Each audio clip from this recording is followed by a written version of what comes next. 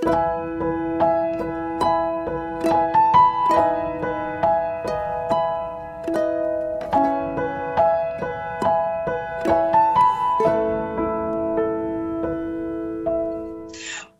kita bersatu dalam doa. Bapa kami di surga, terpujilah Engkau kekal selama-lamanya. Kami bersyukur makna yang sesungguhnya Kau tebus kami dinyatakan dengan yang nyanyian yang baru kami dengar, yaitu biarlah kami melayani sesuai dengan kehendak-Mu ya Tuhan. Tidak ada yang lebih indah dalam hidup ini. Kami melayani sesuai dengan kehendak-Mu. Oleh karena itu, bantulah kami Roh Kudus, supaya kami terhindar melayani sesuai dengan kehendak kami. Apalagi melayani sesuai dengan kehendak si jahat. Melainkan kami mau sungguh-sungguh melayani sesuai dengan kehendak-Mu. Dalam kebenaran inilah kami siap mau mendengarkan firman Tuhan, yaitu nilai sejati, yaitu kasih. Mari Roh Kudus berotoritaslah, sebab dalam nama Yesus kami siap dilawati oleh kebenaran firman Tuhan. Haleluya. Amin. Yuk, sama-sama saya dibantu oleh Frans membacakan ayat-ayat firman. Mulai ayat berkenan persiapan kita dalam menyongsong Natal, Yohanes 3 ayat 16. Silakan Frans bacakan untuk kami semua. Yohanes 3 ayat 16, karena begitu besar kasih Allah akan dunia ini, sehingga Ia telah mengaruniakan anaknya yang tunggal, supaya setiap orang yang percaya kepadanya tidak binasa, melainkan beroleh hidup yang kekal. Amin. Jangan lupa Bapak Ibu jemaat sekalian, yang paling serius dalam hidup ini kalau jiwa kita binasa. Yang paling serius. Sakit kanker memang berat, tapi itu tidak paling serius.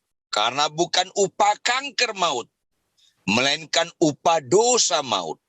Oleh karena itu, semua orang telah berbuat dosa dan telah kehilangan kemuliaan Allah, maka semua orang tidak terkecuali menuju kebinasaan.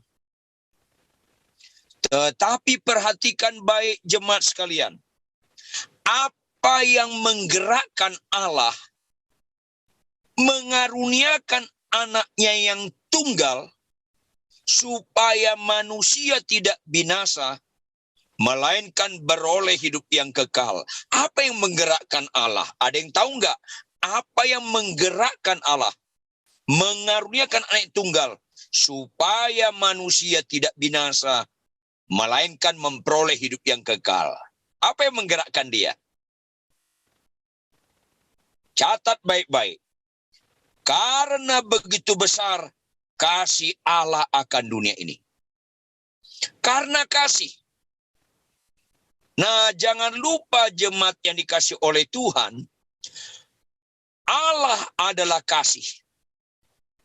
Dan Allah menciptakan manusia menurut gambar dan rupanya.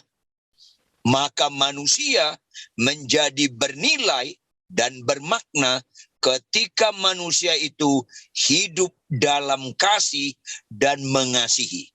Ciri utama orang Kristen bukan bisa khotbah, bukan. Ciri utama Kristen bukan kesembuhan. Ciri utama Kristen, dia hidup mengasihi. Tolong baca Frans 1 Yohanes 4 ayat 7 sampai 8. 1 Yohanes 4 ayat 7 sampai 8. 1 Yohanes 4 ayat 7 sampai 8. Saudara-saudaraku yang kekasih, marilah kita saling mengasihi, sebab kasih itu berasal dari Allah. Dan setiap orang yang mengasihi lahir dari Allah dan mengenal Allah. Barang siapa tidak mengasihi, ia tidak mengenal Allah, sebab Allah adalah kasih. Benar. Jadi yang menentukan itu, orang itu mengasihi atau tidak. Bukan orang itu bisa khotbah atau tidak. Bukan. Bukan orang itu bisa mendoakan orang sakit sembuh atau tidak. Bukan orang itu bisa bernubuat, bisa berbahasa roh, bisa membedakan roh. Bukan itu penentunya. Tetapi dia mengasihi atau tidak. Karena orang mengasihi itu lahir dari Allah. Kalau tidak mengasihi, tidak mengenal Allah. Ini penting sekali. Biarpun saya khotbah di mana-mana, jemaat saya puluhan ribu, tapi saya mengkhianati perkawinan saya. Saya punya istri simpanan. Tuhan tolak saya karena orang-orang seperti ini tidak mengenal Allah. Ini penting sekali supaya PD Victory melayani Tuhan sesuai dengan kehendak Allah. Maka baca Frans 1 Korintus 13 ayat 1 sampai 3.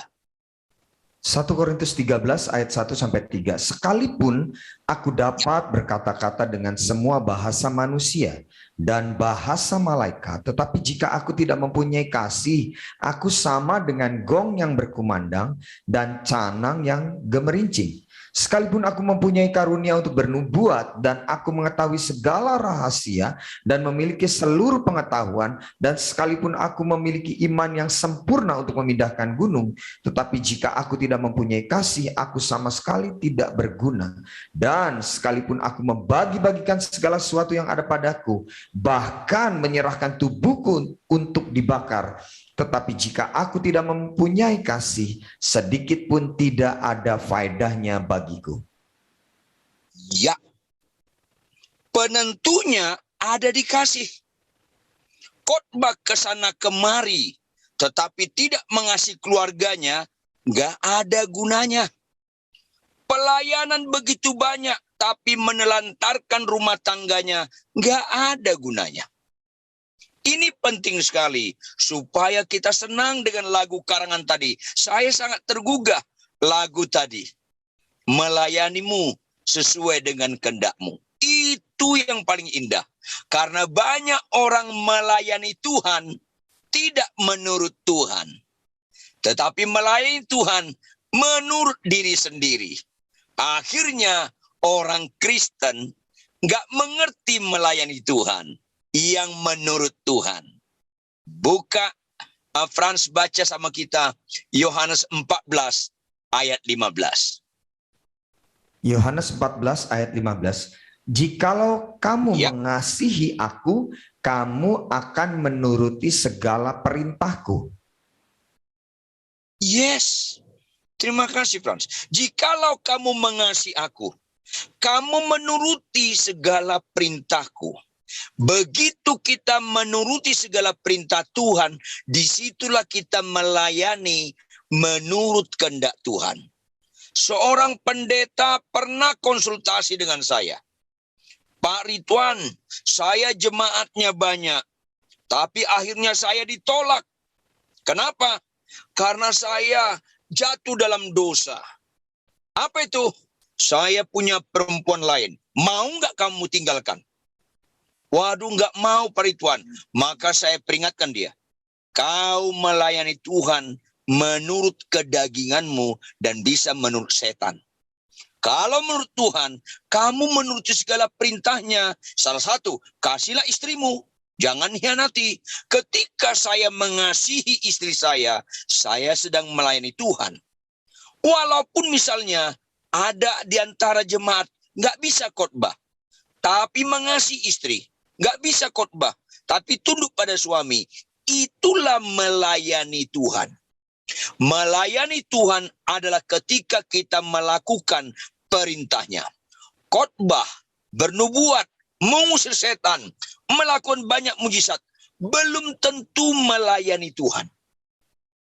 Tetapi pelaku firman Tuhan, itulah melayani Tuhan. Kita harus merayakan Natal dengan semakin militan. Kita menjadi pelaku-pelaku firman Tuhan. Karena yang diperintahkan Tuhan itu representatif dengan kehendak Tuhan. Tetapi kalau kita tidak taat pada perintah Tuhan, tidak melakukan apa yang dikatakan Bapa di surga, kita tidak sedang melayani Tuhan. Walaupun bisa khotbah, walaupun bisa menggembalakan jemaat, walaupun banyak jemaatnya. Tetapi kalau tidak menjadi pelaku firman, sebenarnya kita tidak melayani Tuhan. Baca Frans Matius 7 ayat 21 sampai 23. Matius 7 ayat 21 sampai 23. Bukan setiap orang yang berseru kepadaku, Tuhan, Tuhan, akan masuk ke dalam kerajaan sorga, melainkan dia yang melakukan kehendak Bapakku yang di surga. Pada hari terakhir banyak orang akan berseru kepadaku, Tuhan, Tuhan, bukankah kami bernubuat demi namamu, dan mengusir setan demi namamu, dan mengadakan banyak mujizat demi namamu juga. Pada waktu itulah aku akan berterus terang kepada mereka dan berkata, aku tidak pernah mengenal kamu, enyahlah daripadaku kamu sekalian pembuat kejahatan. Terima kasih Frans. Orang jahat di mata Tuhan seringkali beda orang jahat di mata manusia. Orang yang jahat di mata Tuhan, kalau percaya kepada Tuhan tetapi tidak melakukan perintah Tuhan. Perbedaan signifikan Kristen dengan agama lain. Kristen adalah agama penebusan. Konsekuensi logis ditebus, kita lunas dibayar menjadi milik Allah. Kita dulos, dia kurios. Kita hamba, dia Tuhan. Maka hamba harus taat absolut. Fokus hamba perintah tuannya, bukan janji tuannya. Maka orang-orang yang melayani Tuhan adalah ketika menjadi melakukan kehendak Bapa di surga. Kalau kita bernubuat, kita mengusir setan, kita melakukan banyak mujizat, itu ayat-ayat itu menunjukkan semua yang dilakukannya terjadi. Nubuatnya terjadi, ngusir setannya terjadi, melakukan banyak mujizatnya terjadi. Tetapi tidak melakukan perintah Bapa, ayat 21, maka Tuhan bilang, aku tidak pernah mengenal engkau. Enyah kamu sekalian pembuat kejahatan. Pelaku firman, pelaku firman, pelaku firman. Ini penting, makanya Tuhan bilang, jikalau engkau mengasihi aku, kamu menuruti segala perintahku. Makanya saudara yang kekasih, ciri utama Kristen pelaku firman, yaitu mengasihi Tuhan. Kalau mengasihi Tuhan pasti pelaku firman. Kalau pelaku firman pasti mengasihi sesama.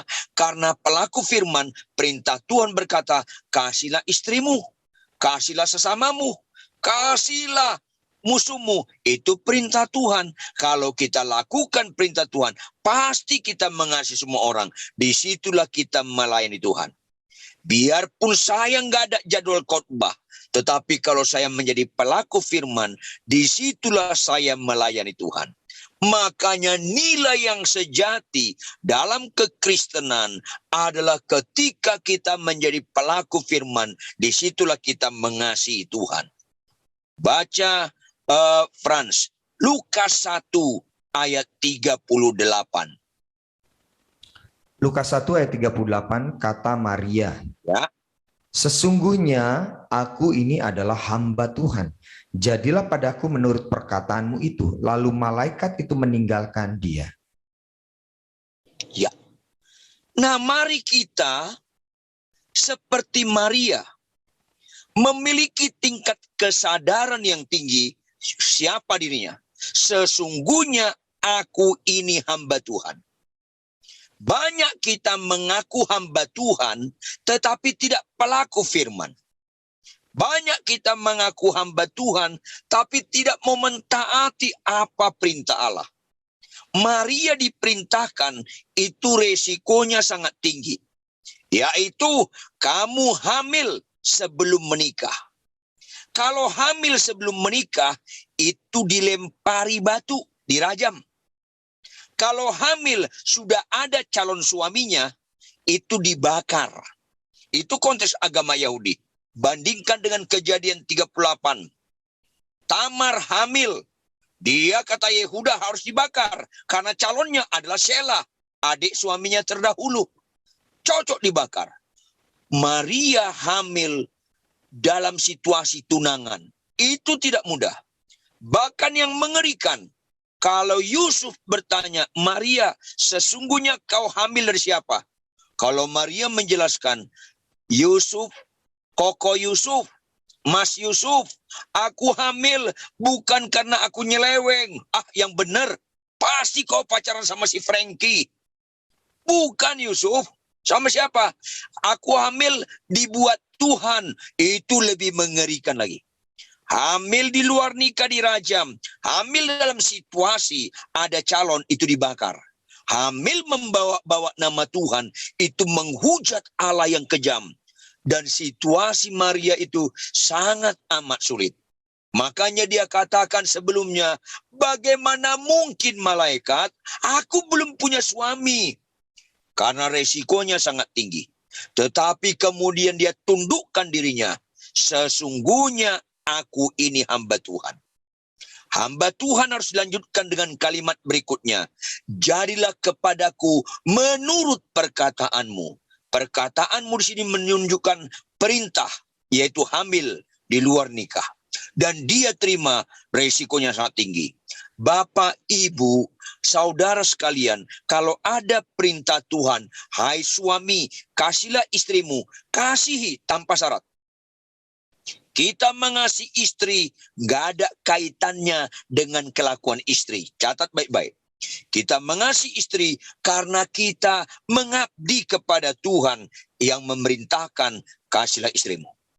Istri tunduk pada suami, nggak ada kaitan dengan kelakuan suami. Istri tunduk kepada suami karena dia mengabdi kepada Tuhan yang menebus dia dan yang memerintahkan, hai istri, tunduklah pada suami. Sehingga setiap jemaat PD Victory, dimanapun Anda berada, layanilah Tuhan sesuai dengan kehendak Tuhan. Kehendak Tuhan direpresentatif dengan perintahnya. Maka tidak boleh ada jemaat Victory merayakan Natal, tahu perintah Tuhan baca Alkitab tiap hari, tapi malas baca Alkitab. Tahu membalas kejahatan dengan kebaikan, tetapi tetap membalas kejahatan dengan kejahatan. Tahu bohong itu salah, maka jangan lagi berbuat bohong. Hiduplah jujur dalam segala aspek. Mari kita menjadi taat, menjadi pelaku firman Tuhan. Mengasihi Tuhan dengan melakukan segala perintahnya tanpa syarat.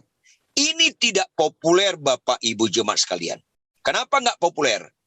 Karena menurut ukuran manusia tidak spektakuler. Lebih spektakuler kalau ada hamba Tuhan pergi ke rumah duka, mendoakan orang meninggal langsung bangkit. Daripada seorang suami setia mengasihi istrinya walaupun istrinya pemarah. Lebih spektakuler mendoakan orang mati bangkit. Padahal di hadapan Tuhan yang spektakuler itu menjadi pelaku-pelaku firman Tuhan. Baca Frans, Lukas 11 ayat 28. Lukas 11 ayat 28. Tetapi ia berkata, yang berbahagia ialah mereka yang mendengarkan firman Allah dan yang memeliharanya. Jangan lupa ini Bapak Ibu Saudara sekalian PD Victory di mana Anda berada. Yang berbahagia bukan sakit sembuh. Yang berbahagia bukan harta makin melimpah. Yang berbahagia adalah mendengarkan firman Tuhan serta memeliharanya. Apa itu memeliharanya? Merenungkannya siang dan malam dan melakukannya. Itu yang berbahagia. Marilah kita lihat sesuatu yang bahagia. Menurut Tuhan itu bahagia. Tuhan Yesus pakar bahagia. Bukan konglomerat pakar bahagia. Bukan presiden pakar bahagia. Yesus pakar bahagia. Yang berbahagia adalah mengasihi Tuhan. Karena mengasihi Tuhan, melakukan perintahnya. Maka orang seperti itulah, kata Tuhan, yang berbahagia adalah orang yang mendengarkan firman Tuhan serta melakukannya. Maka ini makin gak tertarik. Karena apa? Tingkat kesulitannya sangat tinggi dan tidak bisa instan. Karena menjadi pelaku firman Tuhan dengan konsisten, harus militan sangkal diri dan pikul salib. Maka orang gereja, bahkan banyak kami pendeta, aktif melayani, jadi pendeta terkenal, tetapi pelaku firman dalam rumah tangga, dalam kehidupan sehari-hari, makin jauh. Dan tidak heran Tuhan berkata, pada zaman akhir, banyak orang teriak, Tuhan, Tuhan, kami mengusir setan demi namamu. Kami bernubuat demi namamu. Kami banyak melakukan mujizat demi namamu. Tuhan bilang, aku tidak kenal engkau. Enyah kau pembuat kejahatan. Mengasihi itu perlu proses panjang. Karena permatian aku. Maka saya senang tadi lagu ada istilah, hidupku bukan aku lagi, melainkan Kristus dalamku. Kristus teladan, bicara ketaatan. Baca Frans, Filipi 2 ayat 5-8. Filipi 2 ayat 5-8. Hendaklah kamu dalam hidupmu bersama menaruh pikiran dan perasaan yang terdapat juga dalam Kristus Yesus, yang walaupun dalam rupa Allah tidak menganggap kesetaraan dengan Allah itu sebagai milik yang harus dipertahankan, melainkan telah mengosongkan dirinya sendiri dan mengambil rupa seorang hamba dan menjadi sama dengan manusia. Dan dalam keadaan sebagai manusia, ia telah merendahkan dirinya dan taat sampai mati, bahkan sampai mati di kayu salib. Yes, dia taat. Jadi kalau hidupku bukan aku, ya Pak, hendaklah dalam kehidupanmu bersama menaruh pikiran dan perasaan yang dapat dalam Kristus Yesus. Apakah cukup jelas, Frans? Ya, jelas sekarang, Pak. Oke, terima kasih. Jadi harus menaruh pikiran dan perasaan yang terdapat dalam Kristus Yesus. Apa itu? Menanggalkan si aku, kehebatan, nilai-nilai, nggak usah gengsi, merendahkan hati. Supaya kita taat, bahkan taat sampai mati. Suami taatlah mengasihi istri, sekalipun bagaimanapun istrinya. Istri tunduklah kepada suami, bagaimanapun suaminya. Orang tua mengasihi anak-anak, menantu, bagaimanapun anak-anaknya dan bagaimanapun menantunya. Anak-anak menghormati orang tua dan mertua, bagaimanapun orang tua atau mertuanya. Karena kita taat. Harus mengalahkan si aku. Harus hidupku bukan aku lagi. Itulah Kristus lakukan dengan mengosongkan dirinya. Maka memang ini tidak populer. Karena prosesnya, tingkat kesulitannya sangat tinggi. Dan tidak lagi tertarik orang Kristen. Makanya Alkitab berkata, pada akhir zaman banyak orang krisis kasih. Kasih mulai hilang, mulai dingin. Karena melakukan kasih, melayani Tuhan sesuai dengan kehendaknya. Hasilnya nggak langsung instan, kayak orang lumpuh berjalan instan, buta celik instan, orang kusta sembuh itu instan.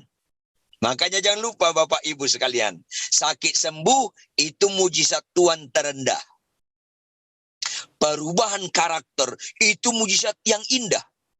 Tersirat, Tuhan katakan, jika satu orang saja bertobat, seisi surga bersorak-sorai. Ini penting sekali. Maka kita belajar sekarang nilai sejati. Baca Frans, Rut pasal 1 ayat 5 sampai ayat 8. Rut pasal 1 ayat 5 sampai 8. Rut 1 ayat 5, lalu matilah juga keduanya, yakni Mahlon dan Kilion, sehingga perempuan itu kehilangan kedua anaknya dan suaminya. Kemudian berkemaslah ia dengan kedua menantunya, dan ia pulang dari daerah Moab, sebab di daerah Moab ia mendengar bahwa Tuhan telah memperhatikan umatnya dan memberikan makanan kepada mereka. Maka berangkatlah ia dari tempat tinggalnya itu bersama-sama dengan kedua menantunya. Ketika mereka sedang di jalan untuk pulang ke tanah Yehuda, berkatalah Naomi kepada kedua menantunya itu, "Pergilah, pulanglah masing-masing ke rumah ibunya. Tuhan kiranya menunjukkan kasih-Nya kepadamu, seperti yang kamu tunjukkan kepada orang-orang yang telah mati itu dan kepadaku." Ayat 9, kiranya atas karunia Tuhan kamu mendapat tempat perlindungan masing-masing di rumah suaminya. Lalu diciumnyalah mereka, tetapi mereka menangis dengan suara keras. Lanjut ya Pak.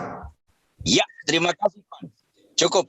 Ya. Nah, waktu itu kejadian saya persingkat. Elimelech dengan Naomi mengalami kelaparan di Israel. Dia mengungsi ke Moab membawa dua anak mereka, Mahlon dan Kilion, supaya mereka tidak mati. Tetapi yang terjadi, mati suami Naomi, Elimelech. Mahlon menikah dengan orang Moab, namanya Orpa. Kilion menikah dengan orang Moab, namanya Rut. Nggak lama kemudian mati juga dua-duanya.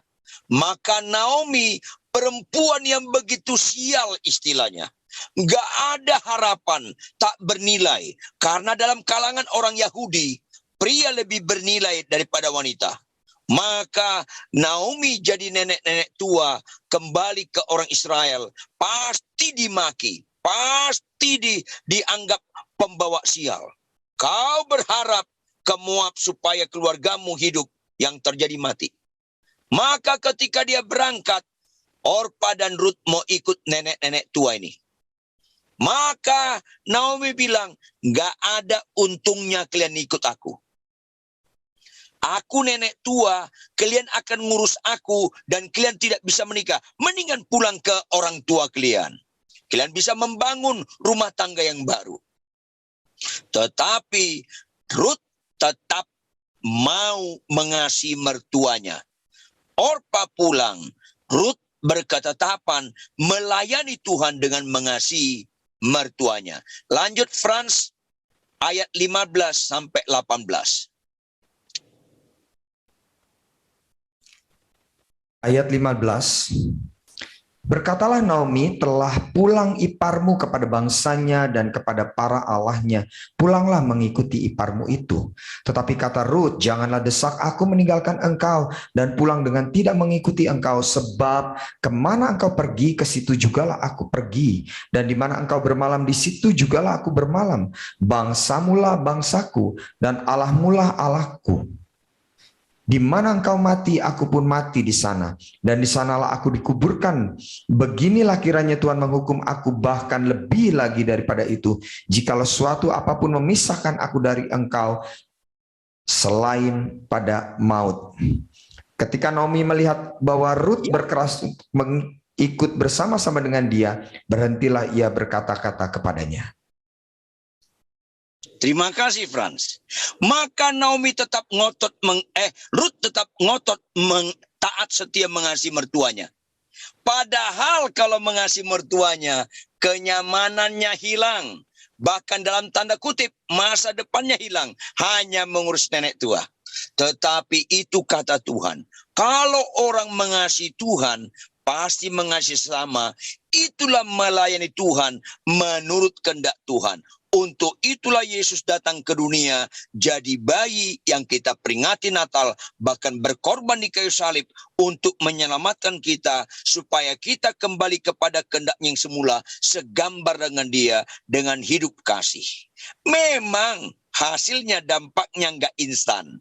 Beberapa tahun kemudian, baca Frans, Rut pasal 4, ayat 16-17. Dan Naomi mengambil anak itu serta meletakkannya pada pangkuannya, dan dialah yang mengasuhnya. Dan tetangga-tetangga perempuan memberi nama kepada anak itu, katanya, pada Naomi telah lahir seorang anak laki-laki. Lalu mereka menyebutkan namanya Obed. Dialah ayah Isai, ayah Daud. Puji Tuhan. Memang dampaknya nggak instan. Beberapa tahun kemudian, Rut orang Moab, orang yang sangat direndahkan oleh orang Israel, tetapi menghidupkan kasih kepada Allah dengan melakukan perintah Allah, mengasihi mertuanya, apapun harga yang harus dibayar, dia lakukan. Maka melalui Rut, orang Moab, nilai Naomi, orang Yahudi, terangkat.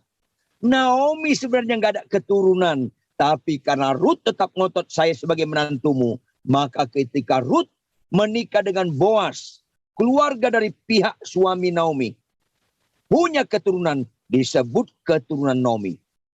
Perempuan Israel terangkat nilainya dari perempuan Moab yang suka dihina karena menghidupkan kasih setia. Tetapi lebih daripada itu, kita lihat ayat 17. Bahkan Daud itu cucunya Obed. Obed itu anaknya Rut. Maka Rut itu oma buyutnya Daud. Melalui Rut bukan hanya satu orang Israel terangkat. Melalui Rut ada Raja Daud, bangsa Israel diberkati. Itulah kalau melayani menurut kehendak Allah. Mengasihi Allah dengan melakukan perintah Allah, termasuk mengasihi sesama. Maka jangka panjang, baca Frans, Matius 1 ayat 1 sampai 5. Matius 1 ayat 1 sampai 5. Inilah silsilah Yesus Kristus, anak Daud, anak Abraham. Abraham memperanakan Ishak, Ishak memperanakan Yakub, Yakub memperanakan Yehuda dan saudara-saudaranya. Yehuda memperanakan Peres dan Zerah dari Tamar. Peres memperanakan Hezron, Hezron memperanakan Ram, Ram memperanakan Aminadab, Aminadab memperanakan Nahason, Nahason memperanakan Salmon, Salmon memperanakan Boas dari Rahab, Boas memperanakan Obed dari Rut, Obed memperanakan Isai. Ya, terima kasih Frans. Tidak ada Alkitab ditulis dengan tidak sengaja. Nggak ada. Tidak ada Alkitab ditulis dengan kesalahan. Semua ditulis dalam kontrol Roh Kudus. Maka perhatikan baik-baik. Silsilah orang Israel itu biasanya nama laki-laki. Nggak biasa ditulis nama perempuan. Tetapi untuk konteks silsilah Yesus Kristus, nama Rut ditulis. Padahal Rut udah meninggal lebih kurang 1000 tahun yang lampau. Nama Rut ditulis karena Rut menghidupkan karakter ilahi. Kasih setia tanpa syarat. Kenapa nggak ditulis dari ayat 2? Abraham melahirkan Ishak dari Sarah. Kenapa Sarah nggak ditulis? Ishak melahirkan Yakub dari Ribka. Kenapa nggak ditulis? Tetapi Rut ditulis. Padahal dia orang Moab. Bahkan ini menurunkan silsilah Yesus Kristus. Kalau tadi Rut menjadi berkat bagi satu orang Israel Naomi, kemudian bagi bangsa Israel melalui Rut, sekarang menjadi berkat bagi dunia melalui Yesus Kristus. Jemaat Victory yang dikasihi Tuhan. Jangan kita mengorbankan kasih karena masalah rumah tangga. Jangan. Jangan kita mengorbankan kasih karena problema hidup. Karena tekanan hidup. Jangan pernah korbankan kasih. Kita akan menggenapi firman Tuhan. Banyak yang terpanggil, sedikit yang terpilih kalau kita korbankan kasih. Orang mengasihi itu melakukan perintah Allah. Kalau orang melakukan perintah Allah, dia melayani sesuai dengan kehendak Allah. Dan orang yang mengasihi Allah pasti jadi berkat bagi banyak orang. Dan sifatnya kekal. Nilai yang sejati adalah kasih. Maka rayakanlah Natal dengan hidup mengasihi. Dengan konsisten menjadi pelaku firman Tuhan. Sekalipun walaupun apapun yang terjadi. Dan terakhir. Orang mengasihi Tuhan tidak mengejar berkat. Orang mengasihi Tuhan dikejar berkat. Karena mengasihi itu nilai sejati. Kita tutup dengan bacaan Frans 1 Korintus 2 ayat 9. 1 Korintus 2 ayat yang ke-9, tetapi seperti ada tertulis, apa yang tidak pernah dilihat oleh mata, dan tidak pernah didengar oleh telinga, dan yang tidak pernah timbul di dalam hati manusia, semua yang disediakan Allah untuk mereka yang mengasihi Dia. Amin. Apa yang nggak pernah dilihat oleh mata, nggak pernah didengar oleh telinga, nggak pernah timbul dalam hati manusia, semuanya disediakan bagi mereka yang mengasihi Dia. Siapa yang mengasihi Dia? Yang melayani Tuhan menurut kehendak Allah. Siapa yang melayani Tuhan menurut kehendak Allah? Pelaku-pelaku perintah Tuhan. Khotbah belum tentu melayani menurut kehendak Allah. Bernubuat belum tentu melayani menurut kehendak Allah. Tetapi pelaku-pelaku firman itulah melayani menurut kehendak Allah. Percayalah Jemaat Victory, dimanapun Anda berada. Tahun 2022, silakan punya masalah-masalah yang baru. Mungkin lebih sulit dari tahun 2021. Tetapi orang benar tidak pernah takut dengan kesulitan. Kesulitan lembah kekelaman apapun. Karena orang benar, orang yang mengasihi Allah, melakukan perintah Allah. Apa yang gak pernah kau dengar dengan telinga, gak pernah kau lihat dengan mata, gak pernah timbul dalam hati, Tuhan sediakan. Orang percaya mengasihi Allah, pelaku firman, tidak mengejar berkat, tetapi dikejar berkat. Tidak mengejar janji Tuhan, tetapi janji Tuhan mengejar Anda yang melayani Tuhan seturut dengan perintahnya. Maka, biarlah PD Victory, rohnya semakin menyala-nyala, melayani Tuhan, menjadi pelaku firman di rumah, di gereja, di pekerjaan, di masyarakat.